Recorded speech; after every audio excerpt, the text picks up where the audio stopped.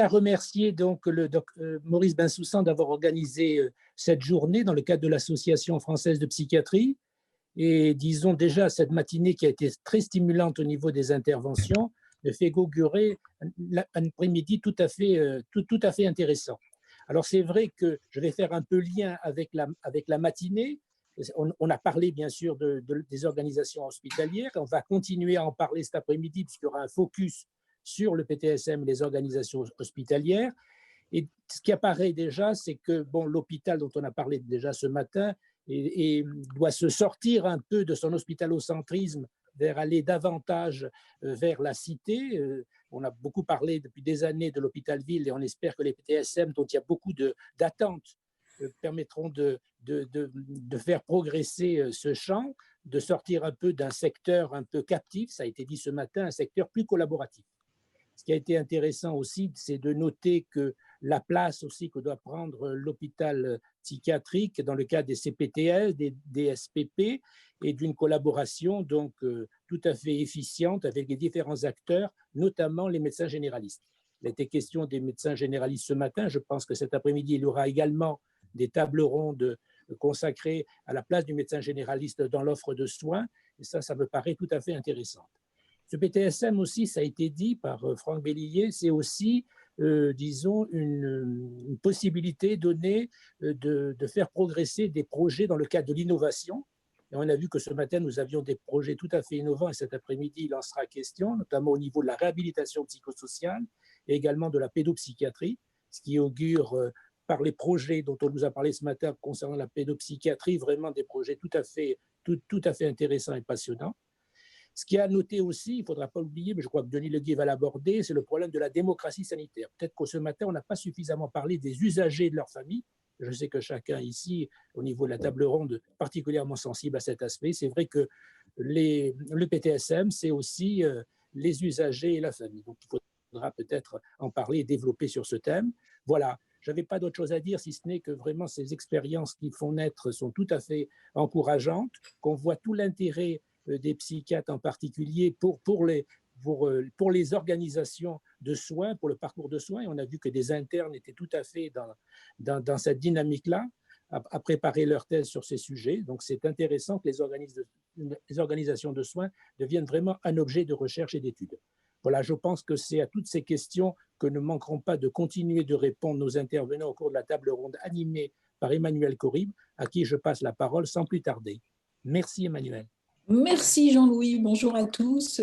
Merci de m'accueillir parmi vous cet après-midi. Je suis ravie d'être là. Je dois dire que je suis ravie de participer aux travaux régulièrement de l'Association française de psychiatrie et je souhaite remercier son président, mon collègue et ami Maurice Bensoussan pour son dynamisme. On voit bien aujourd'hui à quel point Maurice et l'ensemble du board de l'AFP étaient capables d'organiser une réunion virtuelle si attractive, avec un programme si moderne. Donc merci Maurice, merci Jean-Louis, merci aussi à Monsieur Drouin, dont j'ai fait la connaissance très récemment. Et donc on me demande d'introduire une session qui va durer 1 heure, qui va accueillir des collègues dont les compétences sont complémentaires, Nicolas Franck, Radouane Aoui et Denis Leguet, dont je vous donnerai les titres des interventions au fur et à mesure. Alors, pour que notre session soit dynamique, je vous propose que chacun des intervenants parle 15 minutes, pas plus, qu'on ait ensuite un temps d'échange, ce qui sera très important. Voilà, donc je passe d'emblée la parole au professeur Nicolas Franck, collègue lyonnais, qui va nous parler du déploiement de la réhabilitation psychosociale à travers l'expérience lyonnaise dont on sait qu'elle s'est généralisée au niveau national. C'est à toi, Nicolas. Merci beaucoup. Merci beaucoup, Emmanuel. Bonjour à tous. Très heureux de communiquer dans cette session virtuelle. Je n'arrive pas à passer mes diapositives. Si, c'est bon. Voilà, donc l'idée, c'est de parler effectivement du déploiement de la réhabilitation psychosociale en France en m'appuyant sur effectivement ce qui a été fait à Lyon avec les 2 étapes de ce déploiement, puisque la première étape, ça a été de créer des structures spécialisées en réhabilitation psychosociale depuis une douzaine d'années maintenant, qui se sont répandus dans toute la France avec le décret du 27 juillet 2017 et puis l'instruction des GOS de janvier 2019 qui ont facilité vraiment cette meilleure couverture territoriale. Et puis dans une deuxième étape, c'est intégrer les pratiquants interétablissements et certains outils de la réhabilitation psychosociale au sein des secteurs de psychiatrie générale. Donc ça, c'est ça qui me tient à cœur maintenant, à part depuis le début de l'année 2020 en tant que chef du pôle centre rive gauche, où nous avons introduit certaines transformations pour que ces pratiques soient à la disposition de toute la population. Parce que, en fait, avec les structures de réhabilitation psychosociale et en tenant compte des files actives, nous étions rendus compte que 5 à 10% au maximum en fait, de ceux qui en avaient besoin accédaient à des soins orientés à l'établissement et à des outils de réhabilitation psychosociale. L'objectif est évidemment d'avoir une couverture qui soit ubiquitaire et qui touche toutes les personnes qui en ont besoin. Et donc cette année a été consacrée à ces transformations malgré la crise du coronavirus, qui a certes un peu retardé le processus, mais ne l'a pas empêché. C'est de ça que je vais vous parler maintenant. Donc, quels sont les objectifs à atteindre en termes de réhabilitation psychosociale? Eh bien, c'est de se centrer finalement sur les besoins de la population. C'est une approche centrée patient et finalement de généraliser certaines bonnes pratiques qui visent à renforcer les décisions des personnes les concernant, y compris concernant leurs propres soins. Donc, empowerment, ça veut dire renforcement du pouvoir de décision et d'action. C'est ce que vise la réhabilitation psychosociale. Et finalement, tout cela permet une meilleure autodétermination de la population, c'est-à-dire une insertion plus active dans les soins. L'idée est également d'intervenir le plus tôt possible, donc intervention précoce et prévention. Donc pour cela, il faut faire aussi évoluer nos dispositifs, sinon ils sont saturés et ne prennent pas facilement les nouveaux patients qui se retrouvent plus facilement aux urgences et dans une spirale de la contrainte.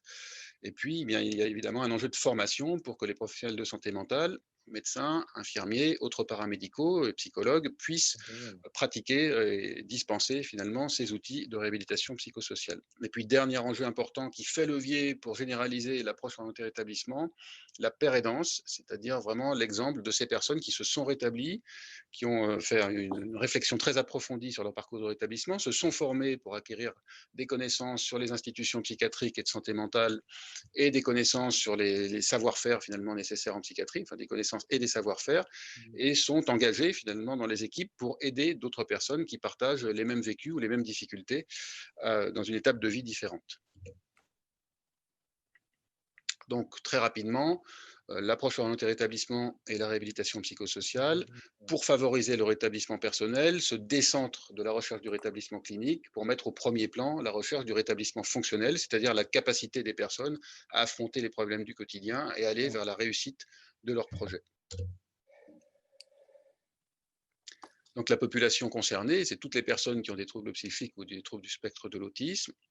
Pour favoriser le rétablissement personnel, en fait, nous renforçons le pouvoir de décision et d'action avec des outils thérapeutiques que vous connaissez, qui sont cités ici, dont certains ont été introduits récemment en France depuis une vingtaine d'années au maximum, comme la remédiation cognitive, la psychoéducation. D'autres sont mieux connus, comme les TCC, l'entraînement des compétences sociales ou certaines approches psychocorporelles. Et puis tout ce qui concerne l'accompagnement vers l'emploi, parce que c'est une demande prioritaire des usagers, qui, avec ce qu'on appelle l'emploi accompagné, maintenant a beaucoup gagné du terrain et permet une meilleure inclusion professionnelle des personnes avec des troubles psychiques. Alors la réhabilitation psychosociale est bien codifiée. Elle part d'une première étape d'évaluation qui permet non pas aux professionnels de connaître les personnes, mais aux personnes de se connaître elles-mêmes, de connaître leurs limitations, de connaître mieux leurs capacités et de pouvoir les exploiter. Et puis ça nous permet à nous, professionnels de santé mentale, de déployer des outils pour renforcer les capacités en question. Donc tout ceci, vous voyez, remet les usagers au centre de la prise en charge, puisque ce sont eux qui, en fonction de leur projet de vie et des obstacles à leur projet de vie, vont solliciter les outils thérapeutiques pour pouvoir surmonter ces obstacles. Donc tout ceci est en faveur, évidemment, du rétablissement personnel. Donc, il y a des étapes bien précises. L'étape d'évaluation, eh bien, elle comprend évidemment un entretien clinique médical qui permet de voir le parcours de vie de la personne et comment le parcours de maladie a pu impacter ce parcours de vie.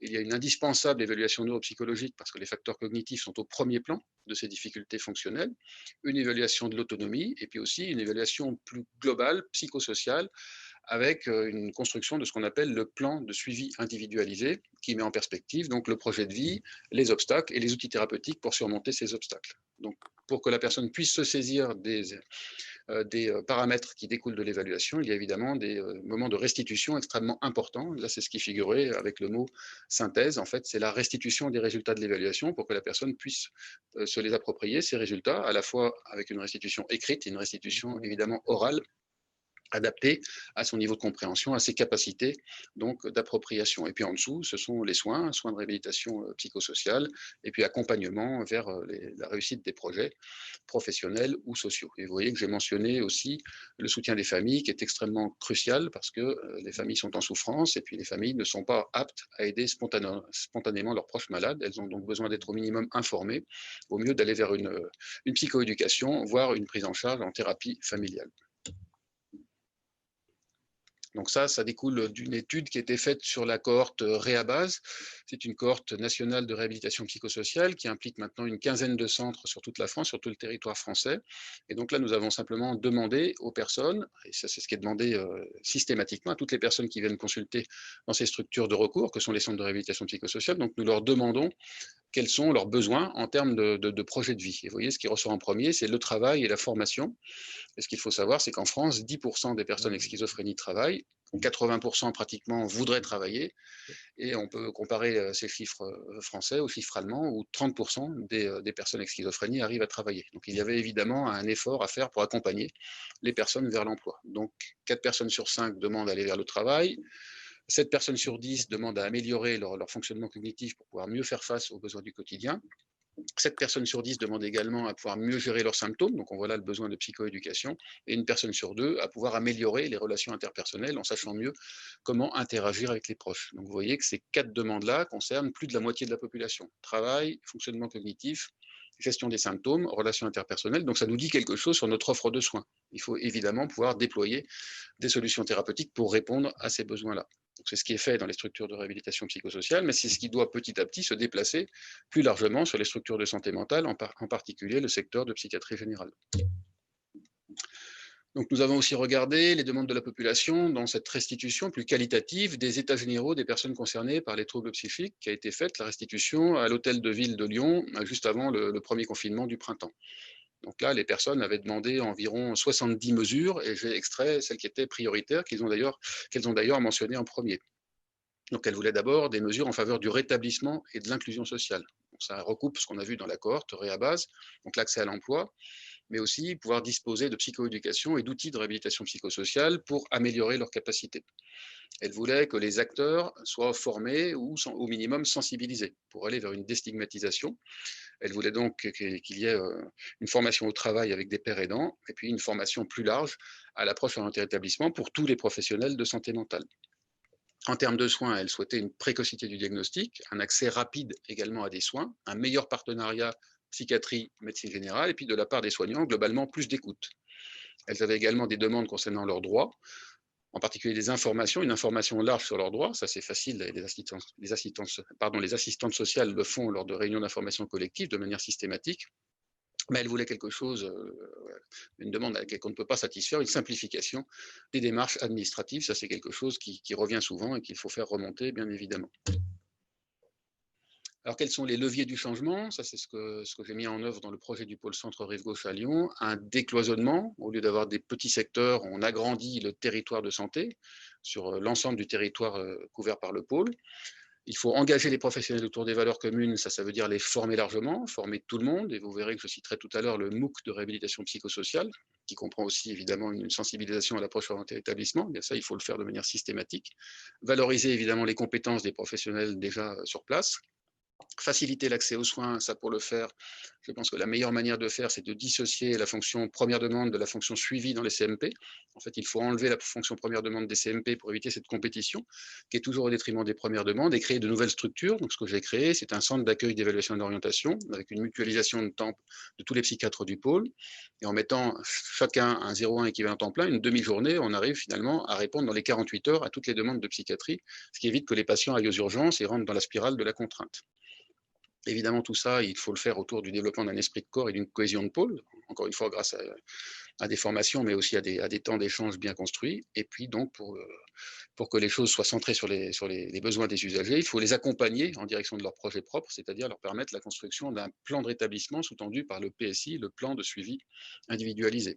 Et puis évidemment, il faut des relais avec la médecine générale, et pour cela, il faut travailler l'articulation en recevant régulièrement les médecins généralistes du territoire du pôle, soit individuellement, soit en tant que représentant de cabinet, soit en tant que coordonnateur de ces PTS. Donc la formation continue. Pour tous les professionnels, formation à l'approche orientée rétablissement, aux principes et aux outils de réhabilitation psychosociale. Donc ça, on le fait sous la forme du MOOC. Le MOOC donc, sera rendu obligatoire institutionnellement, non seulement pour les agents du pôle, mais pour tous les agents du Vinatier. Ça fait partie du projet d'établissement. Ensuite, c'est une reprise pendant 1 jour et demi par un professionnel, enfin un binôme d'un professionnel de santé mentale, qui peut être une infirmière, neuropsychologue ou psychiatre, et d'un père aidant. Pour l'approche orientée rétablissement, il faut nécessairement qu'il y ait intervention d'un père aidant. Donc 1 jour et demi de reprise par unité fonctionnelle. Ensuite, on va évidemment plus loin pour les case managers qui vont se situer sur les équipes mobiles, dont je vais parler après, et sur les CMP. Donc là, il s'agit de se former à l'évaluation psychosociale, à la construction du PSI, du plan de rétablissement, et au case management, donc à la coordination de parcours. Et puis, sur les structures de recours et dans les CATTP qui déploient plus précisément certains outils de réhabilitation psychosociale, il faut des professionnels qui ont suivi des formations type diplôme d'université ou d'autres formations qualifiantes. Alors, le MOOC de réhabilitation psychosociale, il est disponible sur le site du Centre ressources de réhabilitation psychosociale. Il y a un certain nombre de vidéos, donc vous voyez apparaître certaines ici, qui sont ensuite, dont l'acquisition des connaissances est ensuite validée par des QCM, et ça permet aux professionnels qui se forment d'acquérir 8 blasons pour chacun des 8 modules de ce MOOC.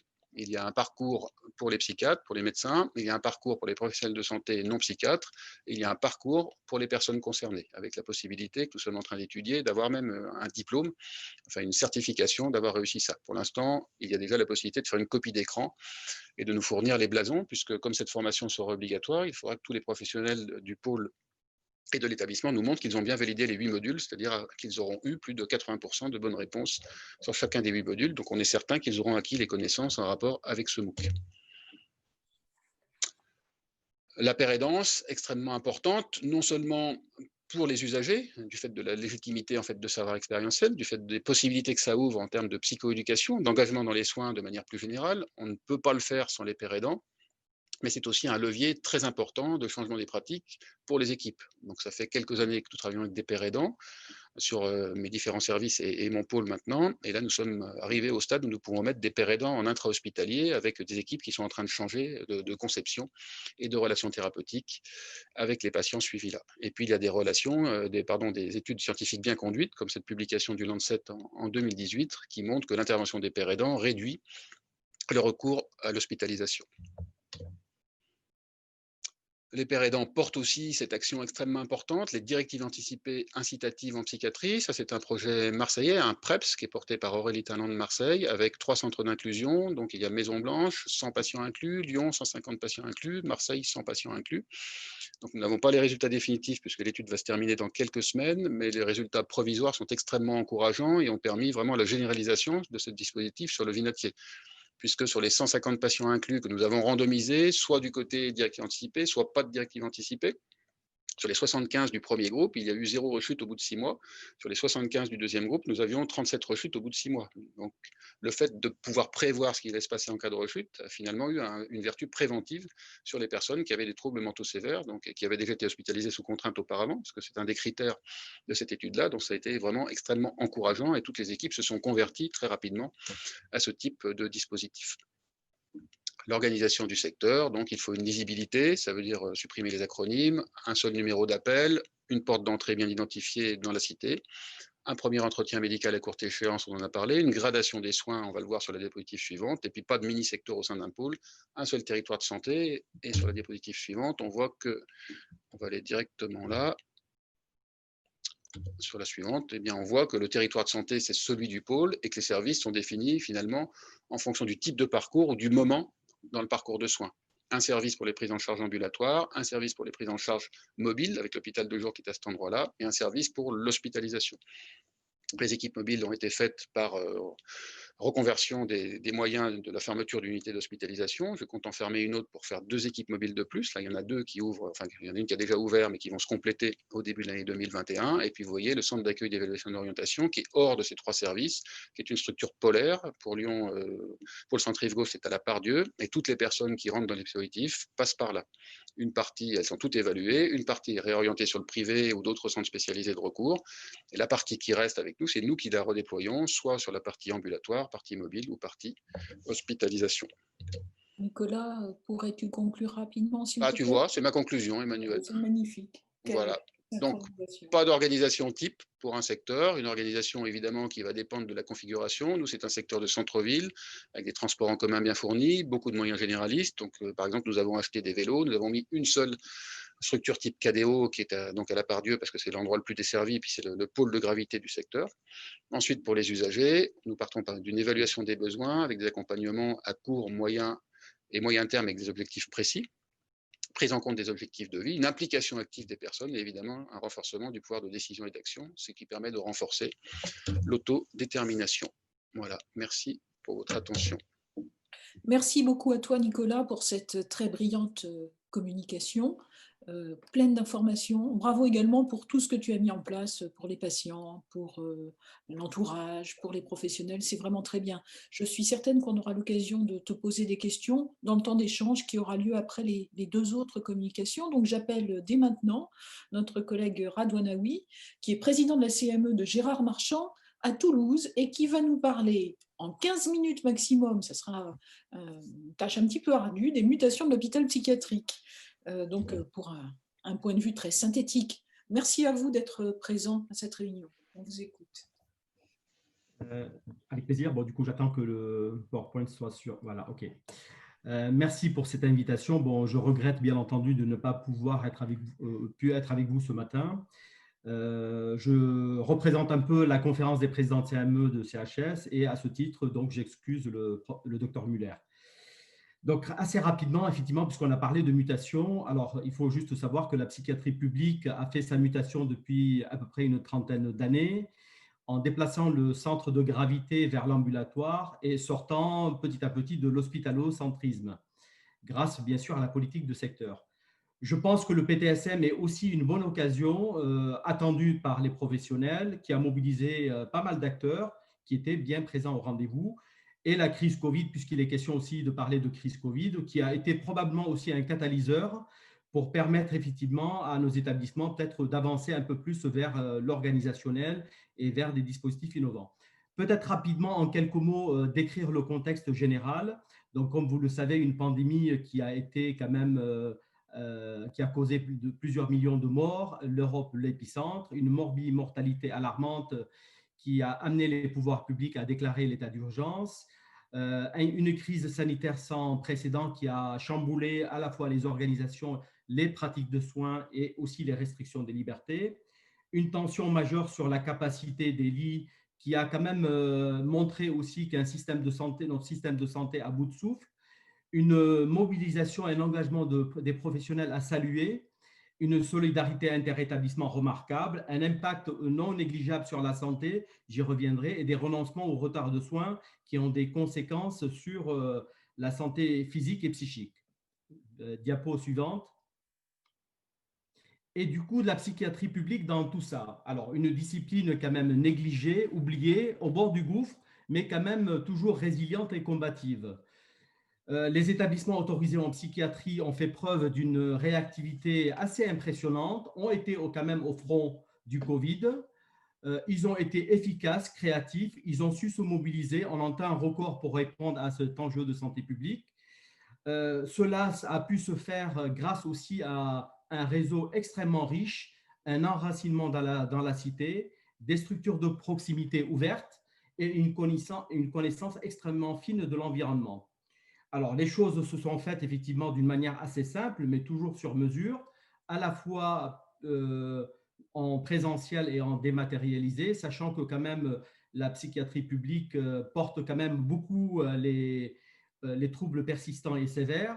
Donc, il a fallu effectivement mettre en place des dispositifs à la carte, à la fois pour les personnes qui présenteraient un haut risque sur le plan médico-légal, en raison du programme de soins, de risques aussi de passage à l'acte suicidaire ou hétéro-agressif, en tenant compte aussi bien sûr de l'état de santé très mauvais d'ailleurs de nos patients, et en essayant peut-être de privilégier la dématérialisation pour certains patients à haut risque également sur le plan somatique, une organisation coordonnée entre l'intra et l'extra-hospitalier, un suivi ambulatoire qui a été renforcé vers l'aller vers, j'y reviendrai tout à l'heure, et bien sûr une attention particulière pour les nouvelles demandes, parce qu'il ne suffit pas juste effectivement de dire qu'on a de l'absentéisme, ce qui était vrai, mais il a fallu quand même s'ajuster également. Et bien entendu, un défi à venir, comme l'a souligné Olivier Véran, j'y reviendrai tout à l'heure. Suivant. Alors, quid du parcours du patient pendant cette crise Covid inédite? Alors, la coordination des acteurs, bien sûr, est une évidence. Elle s'est imposée d'une manière extrêmement naturelle quand même, entre les différents établissements, entre les professionnels. Par exemple, sur Toulouse, nous avons mis en place une coordination 31 public-privé toutes les semaines en visio pour essayer un peu d'ajuster et de répondre à la tension sur les lits. On a mis en place des unités Covid. D'ailleurs, il y a eu 1000 unités Covid de psy installées dans l'ensemble des établissements psychiatriques. Donc, et puis, bien entendu, par exemple, pour l'expérience toulousaine, pour la deuxième saison, nous avons pris la décision d'installer une seule unité Covid qui était portée par la CPT et installée au CHU de Toulouse.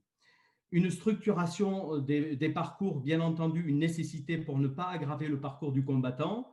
Donc, il a fallu convenir d'une amélioration de la communication, de répondre aux nouvelles demandes dans des délais raisonnables et bien sûr faciliter les échanges hôpital et ville.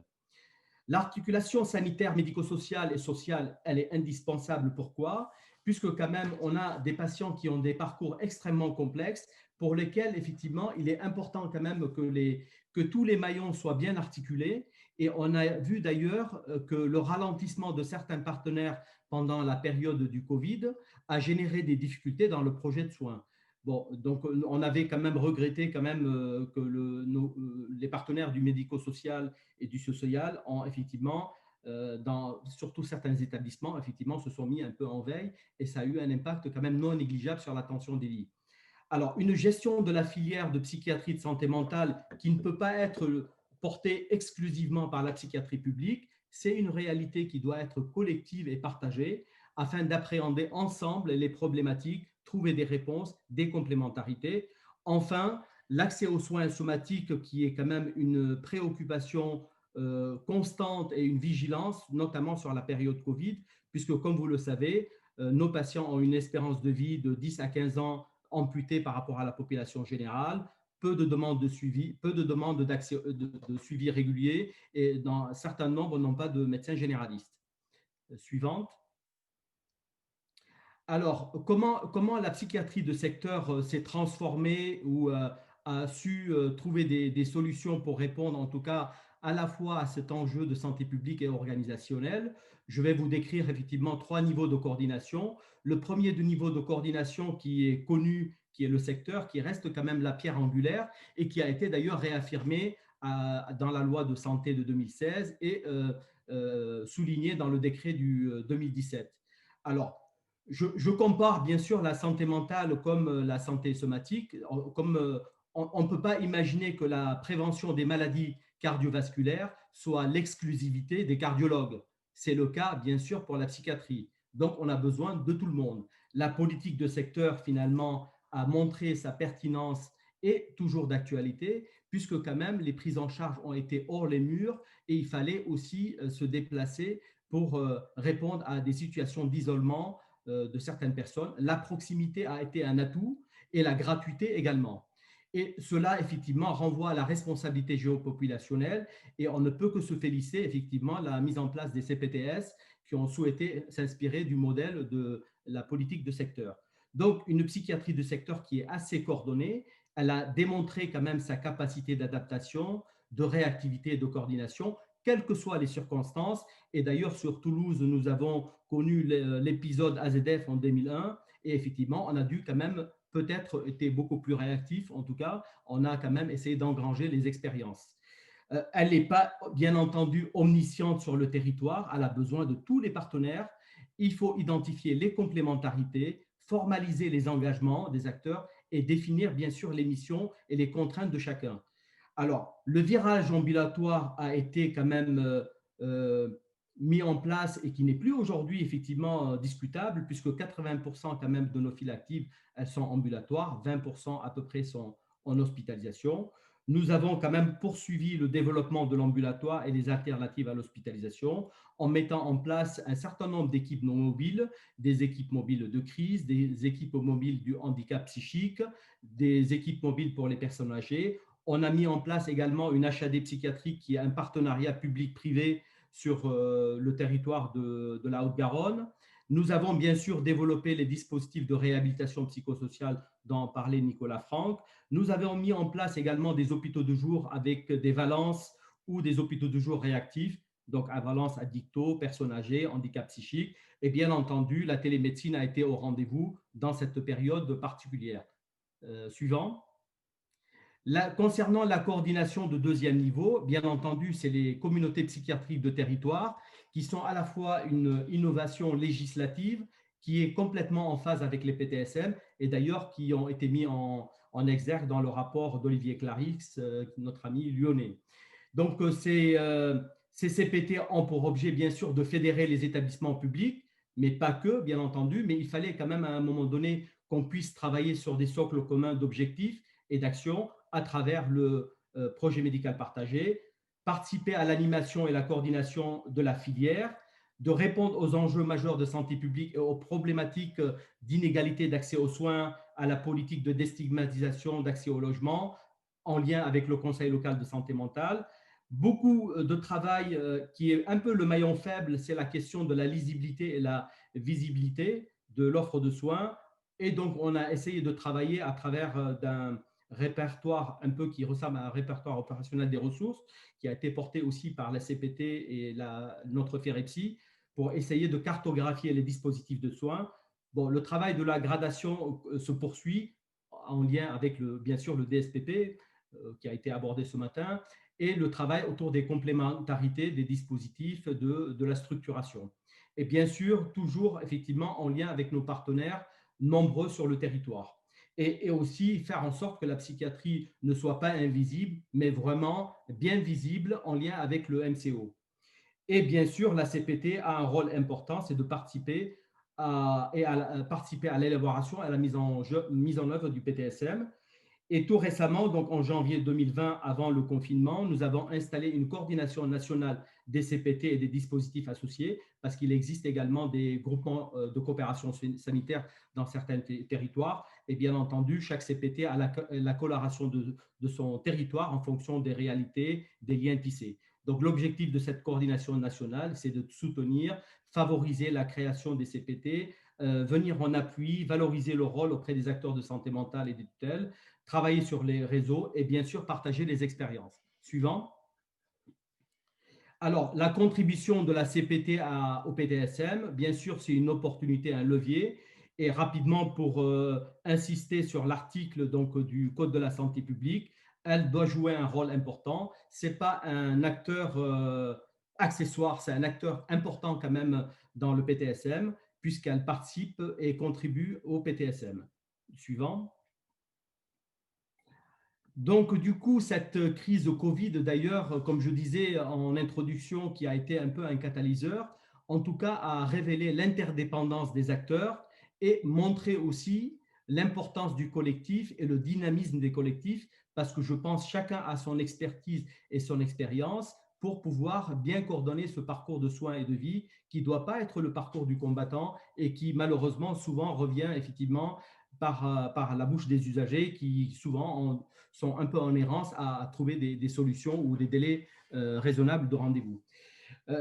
Cette conviction, elle est bien sûr partagée avec l'ensemble des acteurs, avec beaucoup de synergie pour essayer de poursuivre ce travail sur les représentations à la fois, bien sûr, stigmatisantes des maladies mentales, mais à la fois sur les représentations qu'ont aussi la société sur la psychiatrie et sur les prises en charge psychiatriques. Le PTSM, en tout cas sa réussite, repose bien sûr sur une méthodologie qui est partagée et aussi sur une gouvernance qui ne peut être qu'équilibrée et respectueuse de chaque place, avec bien sûr un objectif toujours de mettre l'usager au cœur de la prise en charge, d'impliquer les associations de famille, rapprocher les acteurs, clarifier les missions, créer des espaces d'échange et de rencontres, d'élaborer des outils de communication. Suivant.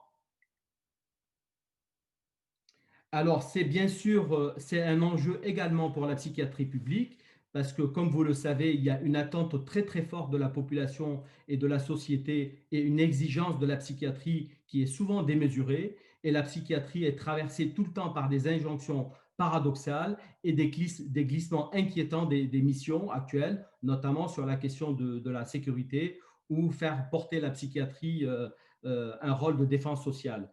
De fait, ce décloisonnement également est assez incontournable, à condition bien sûr que les engagements des acteurs et une formalisation se fera sous l'autorité de l'ARS, garante effectivement de cette régulation, afin de permettre à chacun de trouver sa juste place, bien entendu, dans l'objectif de réduire l'inégalité d'accès aux soins. De nombreux projets structurants ont été portés qui devront améliorer ce parcours de soins et de vie des usagers, des projets qui sont nécessaires pour permettre à la psychiatrie à la fois de poursuivre sa mutation, mais de répondre à ces nombreuses missions qui sont des missions pas simples dans un contexte de raréfaction des ressources et des moyens, alors qu'elle fait face à de nombreuses demandes. Bien sûr, toujours porter des projets innovants tournés vers le développement de l'ambulatoire, l'HAD, équipe mobile, coordination ville-hôpital, et bien entendu la réhabilitation psychosociale qui est aujourd'hui de plus en plus les établissements et les professionnels s'en approprient et c'est très très bien. Bien sûr, ne pas oublier la question somatique qui reste une question extrêmement fragile, notamment quand les patients sont en soins sous contrainte et plus particulièrement sur soins d'une décision de représentant de l'État.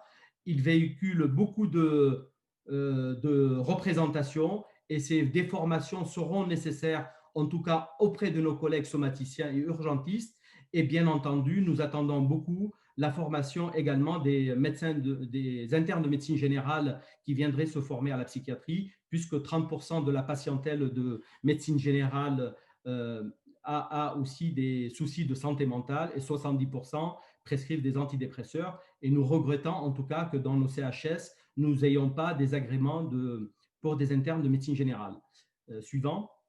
Est-ce que vous pouvez conclure rapidement, s'il vous plaît? Et ça, c'est la conclusion. Voilà, donc une crise sanitaire qui a montré plus que jamais l'importance de cette coordination, la complémentarité des dispositifs et des acteurs. Bien entendu, une volonté des acteurs de s'approprier en tout cas les enjeux du territoire, une capacité d'agir de l'usager qui est cruciale, le contrat territorial, l'engagement des institutions et des outils permettront, j'espère, de relever ce pari ambitieux.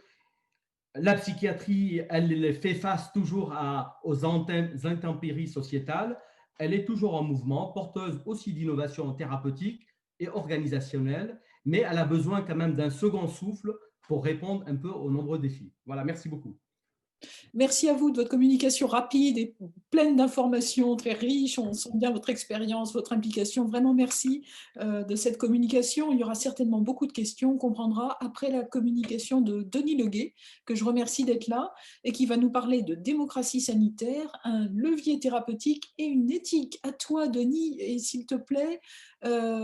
Oui, j'ai compris. Voilà, qu'on ait un temps d'échange, parce que nous sommes quand même 57 personnes connectées, Oui, et ce serait bien qu'on puisse discuter. Merci, je connais ton esprit de synthèse. Ben, là, tu me mets la pression là à peine. Hein. Oui, alors, je vais avoir une réflexion plus sociétale, sans doute. Mais avant, d'abord, merci à l'Association française de psychiatrie et à Maurice Bensoussan. J'interviendrai avec ma casquette de Santé mentale France, mais aussi en tant que président de la conférence régionale de la santé et de l'autonomie des Pays de la Loire.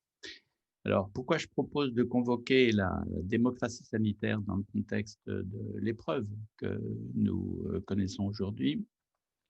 D'abord parce qu'elle a été presque totalement ignorée depuis le début. Beaucoup de tribunes l'ont relevé dans la presse. Le débat s'est tenu sur les chaînes de télévision d'information continue avec un comité scientifique plutôt opaque qui ne communiquait pas trop ses décisions, ou en tout cas ses préconisations. et une focalisation sur le président de la République lui-même, qui consultait de façon bilatérale, puisque c'est la culture de gouvernance de notre pays.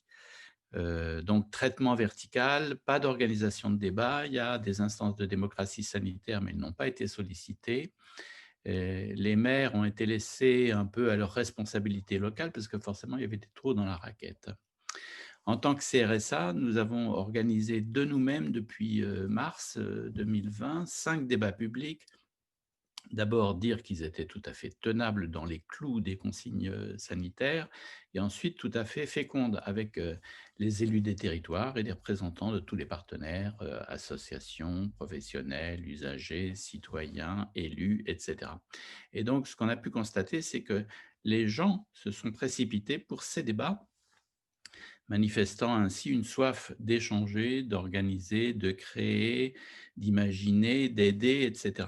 Et ça a été un moment démocratique à chaque fois sur les territoires. C'est un moment démocratique tout à fait intéressant, mais avec beaucoup d'incompréhension de la posture des responsables d'État, qui étaient ressentis comme engoncés dans leur message, la surveillance épidémiologique évidemment nécessaire, mais aussi et peut-être surtout le relais des consignes d'en haut.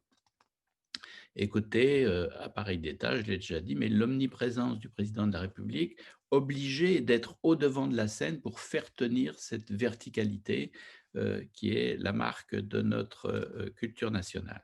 Alors, je ne veux pas dire, vous avez compris, qu'il n'y avait pas de décision d'autorité à prendre, mais je veux dire que les décisions gagneraient à être débattues, largement partagées, territorialisées, afin que chacun en prenne sa part. Parce que ce qu'on constate pour les Français aujourd'hui, c'est qu'il y a une sorte de double peine. La peine d'abord de la pandémie qui pèse, on va dire, voilà, sur la subjectivité, etc. Et la peine de l'injonction, la peine de la contrainte, la peine de l'encadrement de tous les comportements. Et c'est une double peine contre-productive parce que pour que les citoyens se sentent en situation de pouvoir agir, d'être sujets, d'être dans leur libre arbitre, qu'il leur reste un espace où ils sont acteurs, il n'y a que la transgression. Et la transgression, voilà, évidemment, ça va à l'encontre, c'est pour ça que je parle d'efficience et je parle de levier thérapeutique pour la démocratie sanitaire. Parce qu'on le sait, l'efficience d'une mesure est dépendante de son appropriation par la population, laquelle repose sur son acceptabilité, laquelle repose sur sa légitimité, laquelle repose sur la concertation qui a présidé à sa formulation. Autrement dit, la démocratie sanitaire, c'est une arme thérapeutique. Elle vient cimenter quelque chose, légitimer, conclure, appeler au respect des valeurs du vivre ensemble, comme on dit maintenant.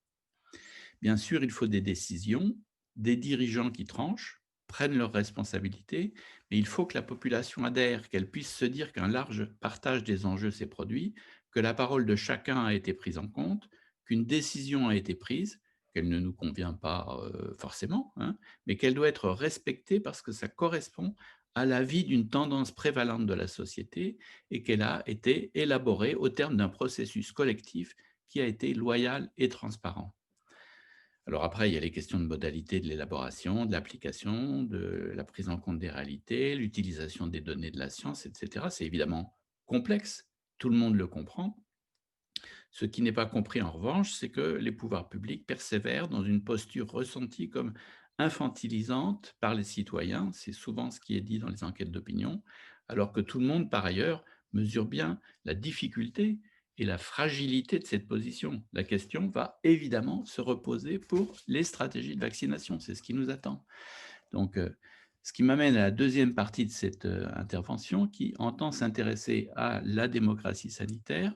Aujourd'hui, provisoirement, l'objet démocratique, c'est le Covid, mais on pourrait dire qu'en permanence, la santé mentale est et a été un objet démocratique.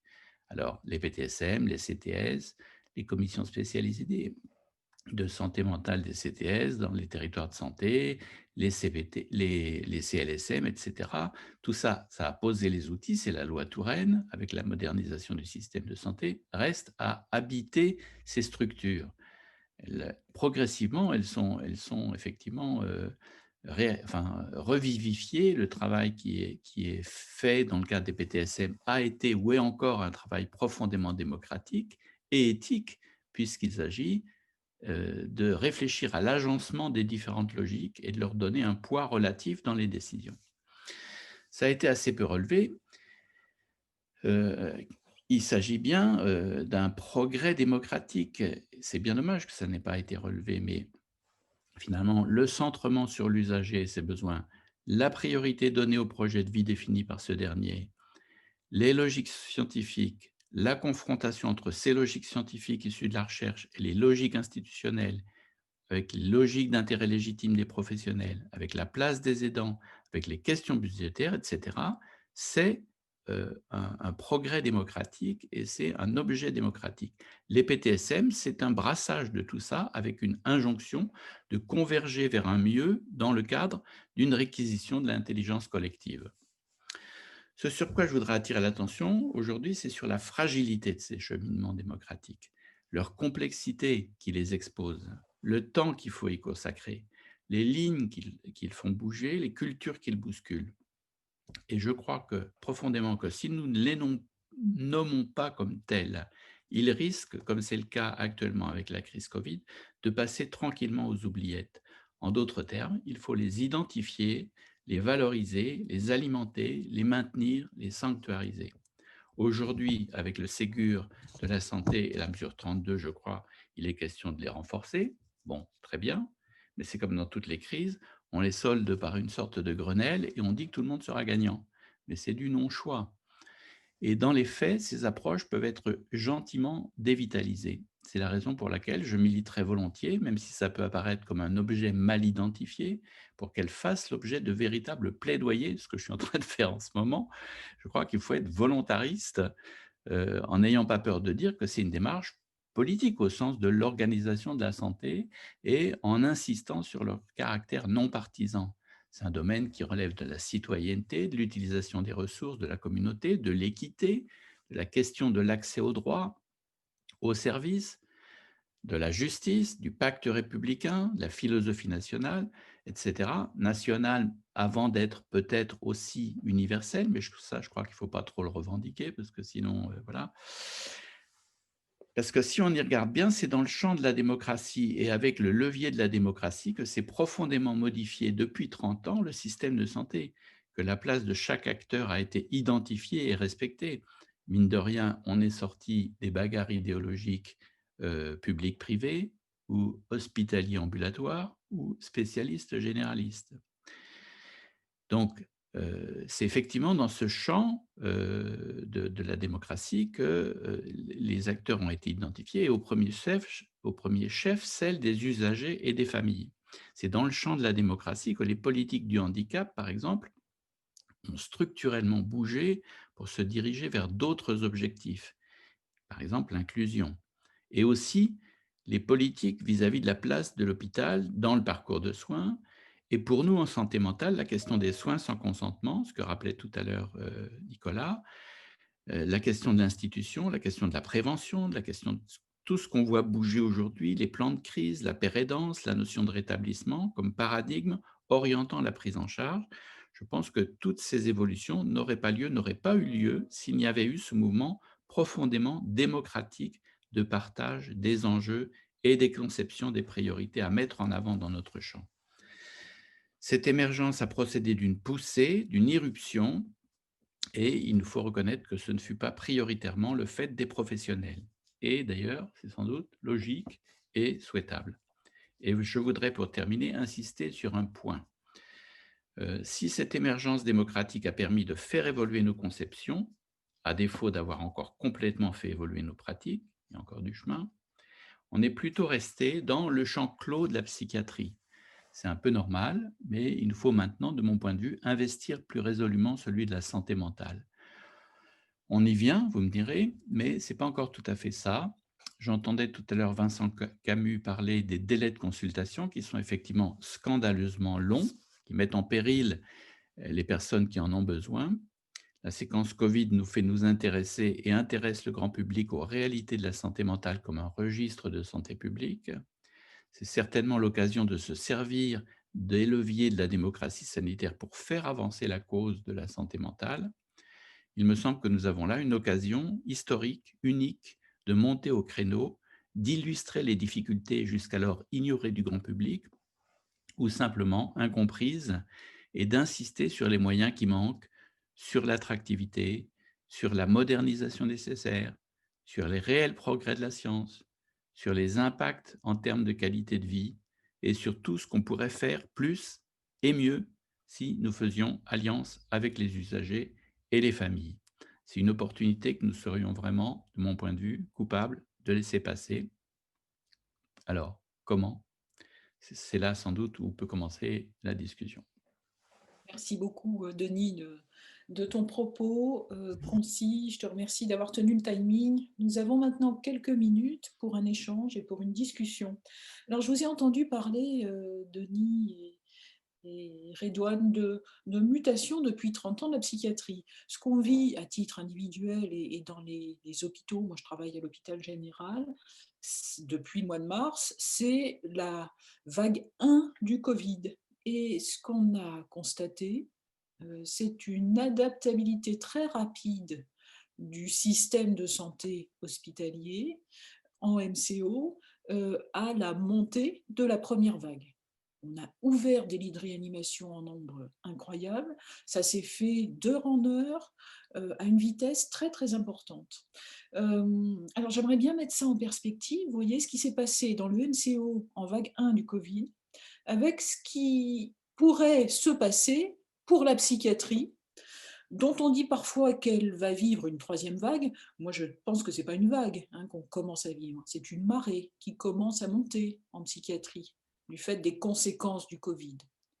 Et donc, je me demande si dans nos conceptions de la psychiatrie, dans nos pratiques, dans nos organisations, avec nos nouveaux leviers que sont les CPT, les PTSM, les CLSM, on va pouvoir adapter la psychiatrie aux mutations dont elle a besoin, que les usagers, leurs familles réclament. Voilà, c'est une question que je souhaitais vous poser à tous les trois pour ouvrir le débat. Et puis maintenant, je me tais. Bon, moi, je crois que c'est Franck Drouin qui va donner la parole aux uns et aux autres. D'accord. Non, il n'intervient pas, mais allez-y. Alors, du coup, je prends rapidement la parole, hein, mais vous avez complètement raison. C'est pas une troisième vague, c'est une marée qu'on attend et qui nous inquiète. Moi, je pense que l'expérience du Covid nous a quand même révélé quand même un système de santé, comme je le disais, à bout de souffle, en fait, et notamment pour la psychiatrie. Alors, j'avais entendu que dans le Ségur, il était question de mobiliser 4000 lits en cas de problématiques saisonnières, ce qui n'est pas le cas pour la psychiatrie aujourd'hui, puisque quand même, selon, bien sûr, les réalités du territoire, alors, Maurice connaît très bien le sujet, puisque donc on fait face à une filière en hypertension d'une manière endémique sur les lits. Alors, malgré, bien entendu, un virage ambulatoire, et on essaye à chaque fois de nous adapter pour trouver des solutions. Et moi, ce que je voulais pointer, c'est que bien sûr, cette crise Covid a montré quand même à la fois un système de santé qui est à bout de souffle, mais il a aussi pu montrer une solidarité entre les professionnels. C'est très bien, puisque quand même, on a pu se rendre compte qu'on était interdépendants. C'est pour ça que je pense effectivement, je ne mettrai pas en opposition la santé mentale et la psychiatrie. Chacun a sa place. La psychiatrie s'occupe quand même du lourd, les précarités, les soins sans consentement, les migrants, un certain nombre de patients extrêmement lourds. Mais la psychiatrie a besoin aussi des autres aussi. C'est-à-dire qu'effectivement, pour moi, c'est plusieurs chaînes qui sont associées qui, à un moment donné, permettraient aussi de pouvoir permettre à l'usager aussi de trouver sa place. Parce que c'est vrai que souvent, vous avez raison, Denis, quand vous dites qu'il y a des délais de rendez-vous qui sont scandaleusement longs. Je partage complètement. Sauf qu'effectivement, il y a beaucoup d'attentes vis-à-vis des CMP, sauf qu'encore une fois, les moyens ne sont pas au rendez-vous, en tout cas, des besoins.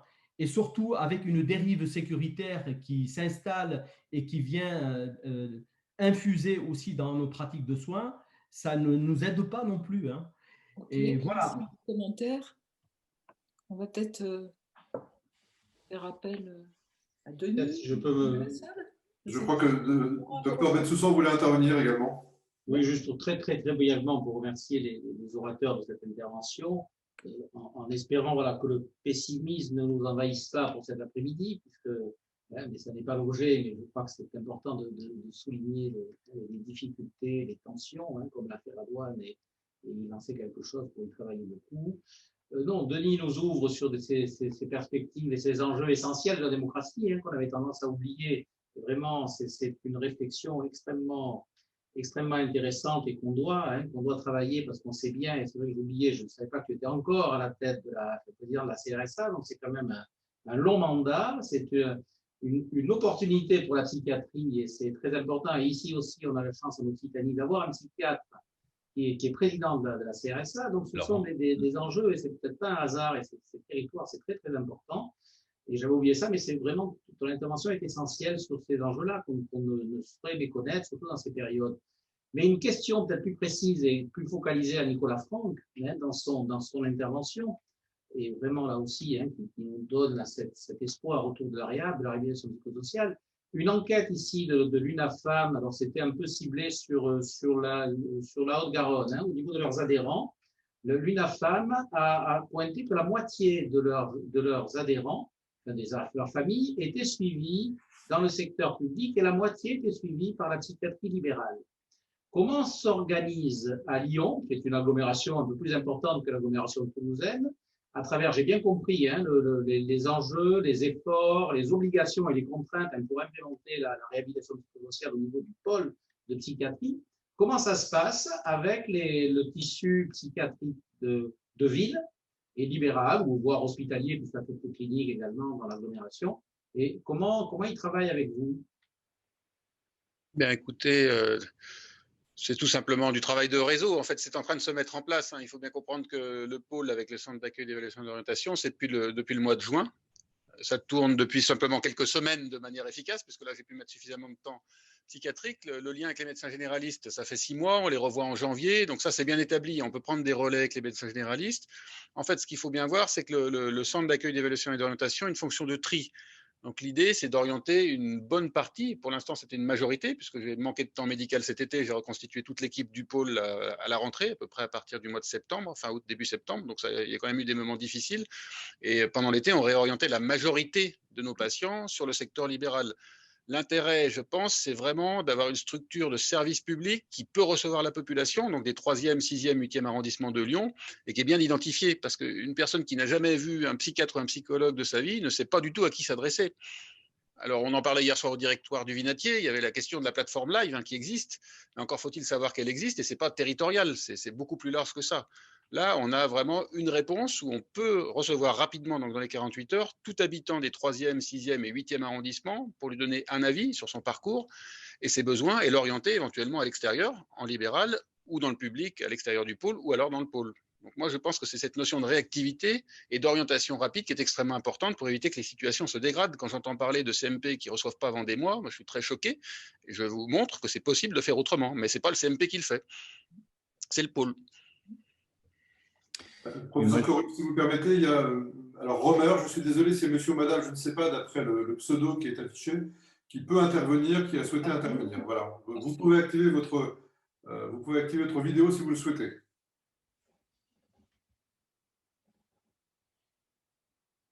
Dans l'intervalle, je voulais faire écho un peu aux propos d'Emmanuel en me posant une question, puisque finalement, on a tous constaté que pendant le premier confinement, les personnes que l'on connaissait et qui présentaient des pathologies psychiatriques suivies n'ont pas, on va dire, il n'y a pas eu de catastrophe sanitaire au moment du premier confinement. Par contre, effectivement, au moment du deuxième, on se rend compte qu'il y a un effet de réitération qui peut-être a fragilisé des personnalités plus vulnérables. Et alors la question qui se pose, c'est est-ce que c'est une véritable morbidité surajoutée ou bien, au fond, pourquoi les personnes suivies ont si bien supporté le premier confinement et avec toutes les incertitudes et qu'aujourd'hui, une nouvelle morbidité émergerait, est-ce que c'est vraiment de la pathologie psychiatrique ou bien est-ce que c'est, on va dire, bon, ben, finalement, alors là, je dirais peut-être de la santé mentale, en effet, c'est-à-dire des facteurs de risque, des contraintes, de l'isolement, des événements de vie qui viennent peser sur le cours voilà, des patients, de leur subjectivité. Je Et crois qu'il y a les deux, bien entendu. oui, Il y a du oui, oui, oui, stress, oui, bien sûr. au Oui. sens réaction adaptative à un stimulus pour tout individu normalement constitué. Et puis, dans une frange de cette population, certains vont basculer vers des troubles mentaux qui nécessitent le recours à des psychiatres. Et puis, il y a les patients qu'on suit depuis longtemps. Alors, je ne suis pas sûre que ça se soit très bien passé pour tous pendant le premier confinement. Il n'y a pas eu de marée, disons. Oui, mais ce n'est pas parce qu'on ne les voit pas qu'ils n'ont pas de besoin. Oui, oui, Voilà, bien sûr, bien sûr. exactement. Non, non, mais Et on est puis, d'accord. au fil des semaines, des mois, eh ben, tout ça devient, pour tout le monde, qu'on souffre de troubles mentaux ou pas, de plus en plus difficile à Oui, supporter. Donc, je dirais oui, que c'est un oui, petit peu les deux. oui, oui. Mais je ne sais pas ce qu'en pense la salle. Je crois qu'il y avait une Professeur, intervention. oui, oui, professeur Scoroblo, on n'a pas réussi à avoir le pseudo Romer qui n'a pas pu intervenir. D'accord. Donc on va passer, je me permets de solliciter, enfin, attirer votre attention sur le fait qu'il est 15h18, que nous avons l'intervention du professeur Bruno Falissard maintenant, hein, qui est intervenu à Est-ce que vous 15h15. souhaitez qu'on termine l'échange, la Voilà, discussion? si vous pouviez donner, professeur, le mot de la fin de cette session, et puis Mais que nous puissions écoutez, donner la parole au professeur oui, Falissard. absolument. On aurait beaucoup de choses à discuter encore. Commencer tout juste à se mettre un petit peu en jambes, hein, moi qui suis sportive. Donc, bah, écoutez, merci à tous de vos interventions. Merci aux participants d'être restés dans cette session. Et pour les participants, surtout, restez avec nous parce que maintenant, on a un grand moment. Qui est la conférence virtuelle de Bruno Falissard. Alors, on ne présente plus Bruno, mais enfin quand même, hein, Bruno, il est pédopsychiatre. Avant d'être pédopsychiatre, il était polytechnicien et puis il est également professeur de biostatistique. Il dirige une unité INSERM de près de 500 personnes à la faculté de médecine Paris-Saclay. Et Bruno a une vision méta de la santé mentale, de la recherche et de l'humanité en général. Donc, c'est avec grand plaisir qu'on va pouvoir l'écouter parler des innovations en pédopsychiatrie dans le cadre de cette session qui continue, qui s'intitule, je vous le rappelle, Après la Covid-19, organisation hospitalière et PTSM.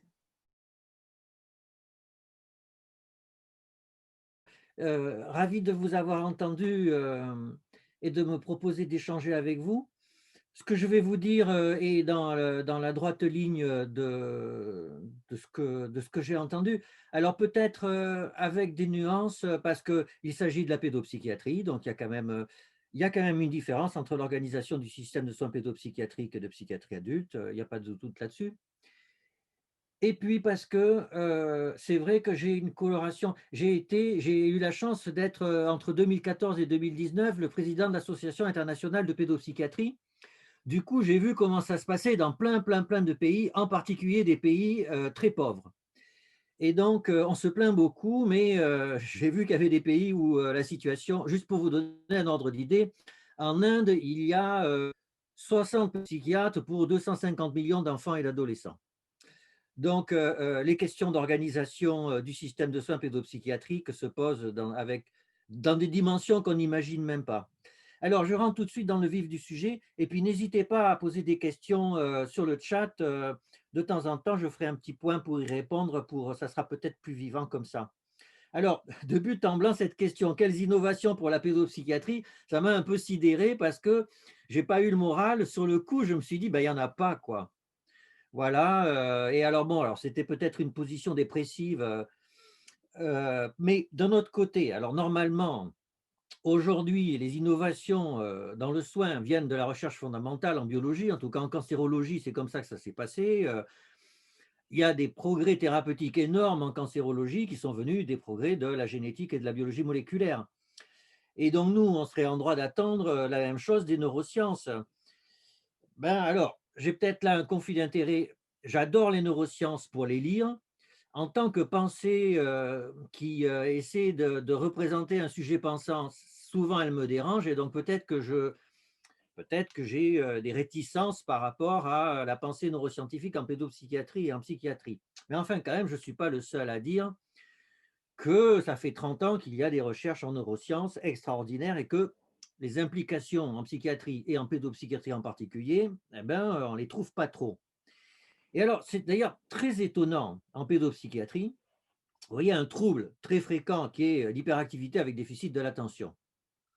C'est quand même, ça a l'air très cognitif et on aurait l'impression que les sciences cognitives auraient permis d'innover en proposant des tâches pour faire des diagnostics positifs, un peu objectifs, d'hyperactivité avec déficit de l'attention. Ben, la réponse, c'est non. Et ce n'est pas moi qui le dis. Alors, j'en profite pour faire de la réclame pour une véritable innovation en pédopsychiatrie. Nous avons une référence internationale, nous avons un manuel qui sert de référence internationale. C'est un e-textbook qui est en open access. Il compte entre 10 et 20 000 pages, traduit en plein de langues, et les collègues français y ont beaucoup participé. Et il sert de référence un peu universelle en termes de référentiel clinique evidence-based. Et le chapitre hyperactivité a été fait par des collègues qui sont loin d'être psychanalystes. Ben, ils disent qu'aujourd'hui, le diagnostic d'hyperactivité, il est clinique et que les tests cognitifs, en fait, n'ont pas de valeur diagnostique supérieure au diagnostic clinique. Voilà, ce n'est pas moi qui le dis, c'est dans l'e-textbook et c'est un consensus relatif. Et d'ailleurs, ça, c'est surprenant. Alors, c'est vrai qu'il y a quand même des pistes. J'ai assisté il n'y a pas longtemps à une conférence de Johannes Hebebrandt, un pédopsychiatre allemand, qui a fait une phase 1-2 de leptine dans l'anorexie mentale et les résultats sont bluffants. Alors, ça nécessite d'être vérifié, d'être confirmé, mais donc peut-être qu'il y a des pistes en neurosciences, en pédopsychiatrie. C'est pas exclu, mais enfin, bon, par exemple, toutes les recherches en génétique dans l'autisme, ben, moi, alors certes, dans les formes très syndromiques, ça permet de proposer des diagnostics anténataux, c'est vrai, d'accord, mais c'est quand même extraordinairement marginal pour la pratique clinique aujourd'hui. Alors, ça ne veut pas dire que, bien sûr, on puisse espérer des innovations dans un futur proche, hein, mais les mécanismes inflammatoires, les histoires de biomarqueurs, de thérapies ciblées que l'on présente dans les congrès, je suis sceptique. Donc, innovation côté neurosciences, peut-être, mais j'ai des doutes. Alors, il y a eu des innovations dans le champ des psychothérapies, c'est vrai. Par exemple, vous connaissez sûrement la méthode Denver, qui est une méthode qui commence à être testée dans des essais randomisés en France et qui commence à être appliquée de plus en plus pour la prise en charge ultra précoce de patients ayant un trouble du spectre autistique. C'est vrai. Donc, il y a eu des développements. Ben, je crois que côté politique, il y a une vraie question que l'on doit se poser, c'est quel est le rôle d'un pédopsychiatre, quel est le rôle de la pédopsychiatrie. Et tout à l'heure, j'ai entendu le mot santé mentale. Alors, en pédopsychiatrie, c'est particulièrement sensible. Ben là, je crois qu'il faut être clair, il faut revenir au sens des mots. La santé mentale, la définition 2001 de l'OMS, c'est le bien-être et le travail productif. Est-ce que la psychiatrie a comme mission de rendre les gens heureux et productifs? La réponse est non. Voilà. Et en particulier chez les enfants. Notre rôle n'est pas de rendre les enfants performants à l'école. Ce n'est pas notre rôle. Et si on pensait que c'était le cas, ça pourrait faire une catastrophe que l'on voit dans certains pays où il y a 10% de prescription de stimulants aux garçons de 10 ans. Pourquoi? Pour qu'ils travaillent bien à l'école. Eh bien ça, de mon point de vue, dans les années à venir, c'est susceptible de faire un scandale de santé publique comme le sang contaminé. Donc, quel est le rôle d'un pédopsychiatre? Eh bien, le rôle d'un pédopsychiatre, ce n'est pas un psychologue qui prescrit, non. Ce n'est pas un médecin qui fait des psychothérapies, non. Voilà, eh bien, je le dis en France, peut-être que tout le monde n'est pas d'accord, mais un pédopsychiatre doit être formé aux psychothérapies, mais ça ne doit pas être son cœur de métier, sinon il ne faut pas s'étonner qu'il y ait un an de liste d'attente. Voilà, dans la plupart des pays du monde, les collègues sont formés aux psychothérapies et ils l'exercent une demi-journée par semaine pour eux. C'est-à-dire pour retrouver le temps long des prises en charge, pour retrouver une autre façon d'être dans le soin, pour se reconstruire dans des prises en charge qui sont de plus grande intensité, mais ils ne peuvent pas faire ça à temps plein, bien entendu, c'est impensable. Et puis, de toute façon, ce n'est pas coût efficace. Les pédopsychiatres ne sont pas les mieux placés pour faire des psychothérapies structurées. Ça coûte trop cher. Alors pareil, est-ce que le pédopsychiatre doit être engagé dans la vie de la cité, etc. Et alors ça, dans beaucoup de pays, c'est le cas. La réponse est non. La réponse est non. Quand nous allons dans les écoles pour régler les problèmes, ça nous prend une demi-journée. En une demi-journée, on ne voit pas 10 patients. Et les 10 patients, ils sont là sur la liste d'attente. Au Canada, il y a des travailleurs sociaux qui sont niveau master, dont le rôle, c'est d'aller dans les écoles. Et ça se passe beaucoup mieux parce qu'il n'y a pas de conflit d'autorité. Quand un pédopsychiatre va dans une école, il y a un conflit d'autorité entre l'autorité de l'enseignant et l'autorité du médecin. Et c'est jamais bon, sauf exception, bien sûr. Donc un pédopsychiatre, c'est un médecin qui sait s'occuper du corps parce qu'il l'a appris. Il sait faire des entretiens de très haut niveau, comme un chirurgien sait recoudre. C'est un gestionnaire d'équipe. Il sait prendre des décisions dans l'urgence. C'est une autorité parce que le serment d'Hippocrate lui donne cette position d'autorité. Voilà le cœur du métier du pédopsychiatre. Et voilà, en filigrane, quel devrait être le rôle de la pédopsychiatrie. Le rôle de la pédopsychiatrie, ce n'est pas la santé mentale du tout. La santé mentale, c'est le rôle du politique.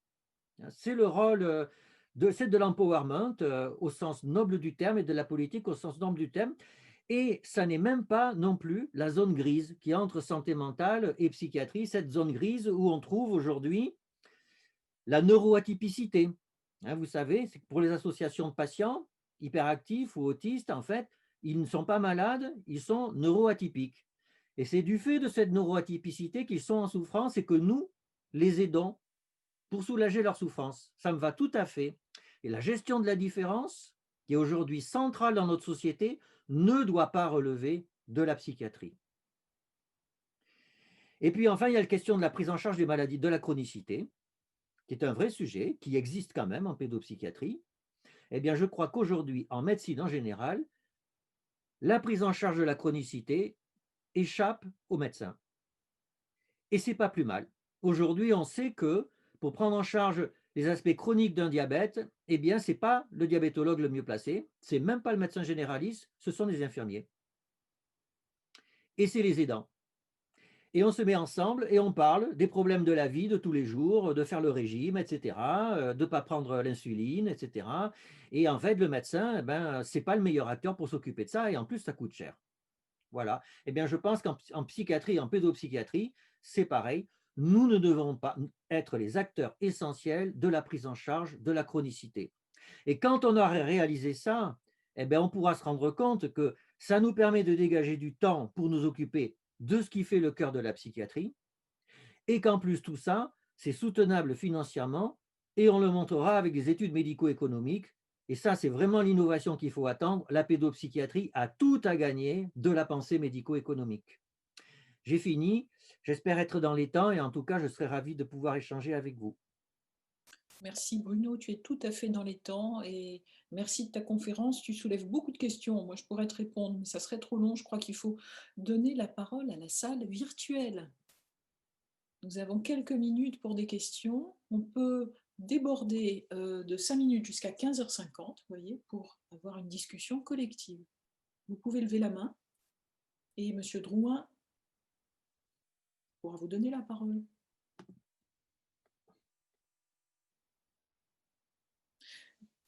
Je prends la parole pour lancer la discussion. La chronicité n'est pas l'affaire des médecins, dis-tu d'une façon un petit peu provocante. Bien sûr que le médecin a son rôle à jouer dans les pathologies chroniques, en lien avec les infirmiers pour donner un avis régulier et superviser les choses. Les IPA de psychiatrie et santé mentale doivent être supervisés par un psychiatre, heureusement.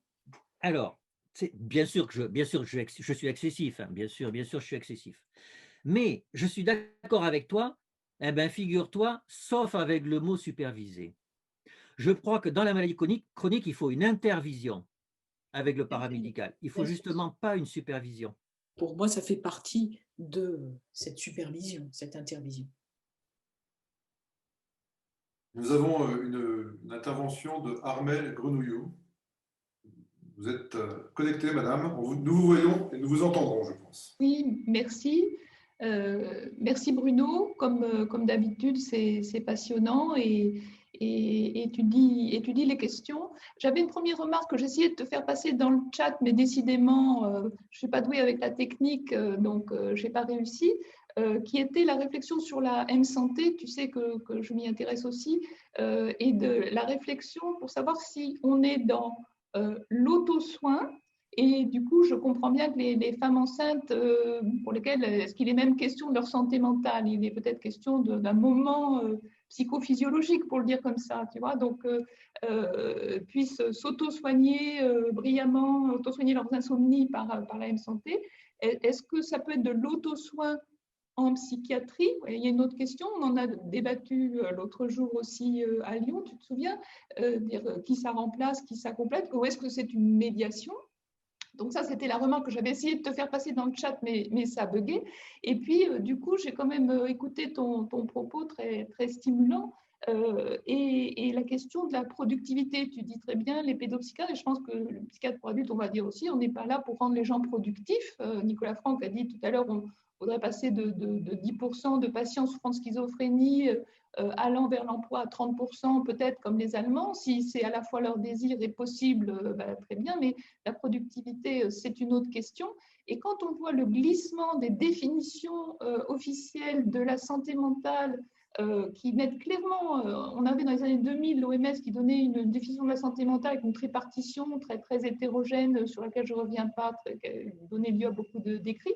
Et là, dans les années 2015-2020, le terme de productivité y est explicite. Donc, on est quand même dans cette mouvance de bioéconomie très, très forte, où justement les neurosciences dont tu parlais sont aussi le support de la rentabilité, de la productivité du vivant.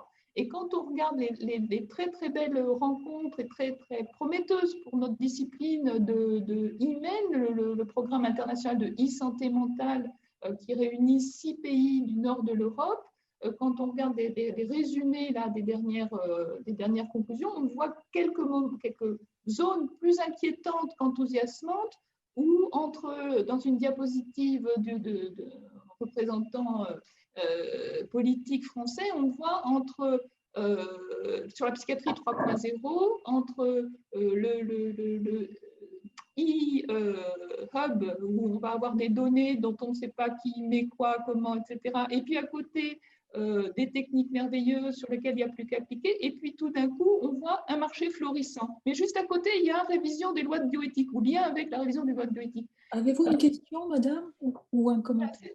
C'est pour rebondir sur ce que disait Bruno. Je pense qu'il… D'accord. Alors, oui, tout à fait. Armelle, pour répondre à ta question sur l'auto-soin, oui, tout à fait. Mais alors, il y a des situations concrètes. Par exemple, un patient hyperactif qui a 6 ou 7 ans, qu'on commence à prendre en charge. On sait qu'il va avoir des problèmes d'estime de soi. Il a un risque de comorbidité anxio-dépressive. Et donc, je pense que là, les technologies de e-santé peuvent travailler avant le fait que les comorbidités arrivent, sur l'estime de soi, sur l'anxiété et tout ça. Donc, on est à la limite de l'auto-soin, mais on ne va pas pouvoir proposer une psychothérapie pour ça, parce que en fait, on manque de psychothérapeutes pour les enfants. Et donc, du coup, je crois qu'il y a plein, par exemple, les problèmes de sommeil. On a des prescriptions massives de mélatonine qui sont en fait des placebos, pourquoi pas? Mais aujourd'hui, il y a de très bonnes applications pour stimuler le sommeil des enfants. Et puis, bien sûr, santé mentale et productivité, je suis complètement d'accord. Alors, je vois une question sur le chat, c'est quoi le cœur de la pédopsie? Je devais le dire et ça m'a échappé. Pour moi, le cœur de la pédopsie, c'est quand un sujet… Alors, en psychiatrie, c'est quand un sujet est en rupture dans son fonctionnement psychique. Voilà. Et que cette rupture le fait souffrir. C'est ça, pour moi, le cœur de la psychiatrie. Et le cœur de la pédopsie, c'est plus compliqué. C'est quand un système, une famille, vient nous consulter et qu'elle est en rupture et que cette rupture est projetée sur un enfant que l'on présente comme ayant un problème psychiatrique. C'est ça qui se passe. Et c'est ça le cœur de notre métier. C'est le mot rupture phénoménologique. Rupture. C'était une question du docteur Sofer qui a disparu de la liste parce que j'étais en train de le faire intervenir normalement. Voilà. Merci. Docteur Kammerer veut intervenir, Franck. Voilà, docteur Kammerer, allez-y. Oui, j'avais une question à poser à M. Falissard. Merci de votre superbe intervention. Mais vous venez de le dire, finalement, on n'aura pas assez de psychothérapeutes. Qu'est-ce que ça veut dire que nous sommes rentrés, enfin, en vous suivant, dans la gestion de la pénurie? Ah, alors ça, c'est une méga question. Et il y a beaucoup de collègues qui disent d'ores et déjà qu'ils travaillent avec des soins dégradés. Absolument. Alors, je pense que votre question, elle met le doigt directement là où… alors moi, je crois… non, moi, je ne dirais pas ça. Moi, je dirais qu'il faut rassembler nos forces et les proposer aux patients qui sont les plus en souffrance. Oui, mais Voilà. c'est quand même de la pénurie. Je veux dire, parce que d'un côté… Alors, oui, mais nous… Oui, d'accord, sauf que nous avons notre tort aussi. Alors, nous, pédopsychiatres, hein, nous avons voulu porter sur nos épaules toute la souffrance psychique de tous les enfants de la planète.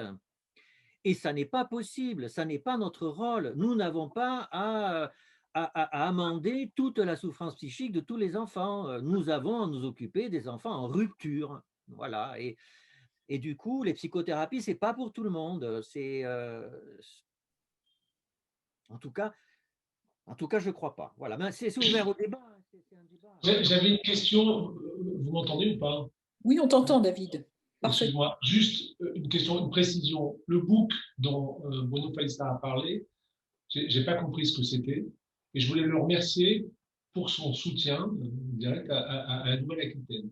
Parce que moi, je suis très impliqué dans cette affaire au niveau syndical et j'ai apprécié ce soutien.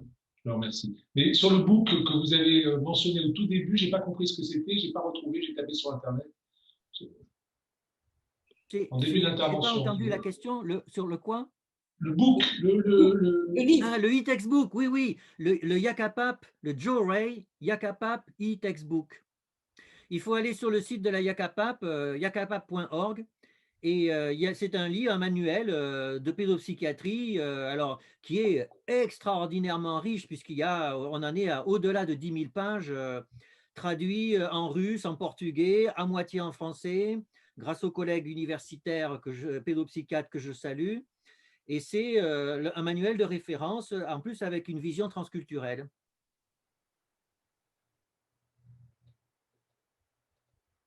Voilà. Écoutez, s'il n'y a pas d'autres questions, nous pouvons peut-être, professeur Coruble, je vais vous laisser le mot de la fin pour clore. Oui, merci Franck, merci à tous les intervenants, aux participants silencieux ou qui ont pris la parole. Je trouve qu'on a bien travaillé dans cette session virtuelle en ouvrant vraiment beaucoup de questions. On n'a pas beaucoup de réponses, mais on va continuer à progresser dans la suite de cette journée et puis dans nos réflexions personnelles et collectives dans les prochaines semaines et les prochains mois. Et ça va être important parce qu'on va avoir vraiment beaucoup de travail, que ce soit en pédopsychiatrie, en psychiatrie de l'adulte et en santé mentale, bien entendu. Merci à vous tous.